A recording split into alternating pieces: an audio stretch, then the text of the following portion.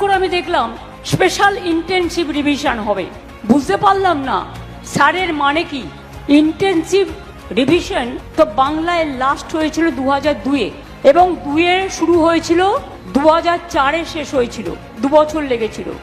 আমরা দেখলাম আধার কার্ড বাদ দিয়ে দিয়েছে, পাসপোর্ট কটা লোকের আছে। মারাত্মক যেটা বলেছিল সেটা হচ্ছে ডেট অফ বার্থ, বাবা মায়ের ডেট অফ বার্থ নিয়ে আসতে হবে।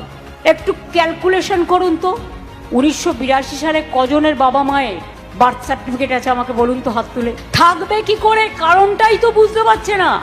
এটা গায়ের জোর দেখাচ্ছে এখন যারা ক্ষমতায় আছে। কি করে থাকবে?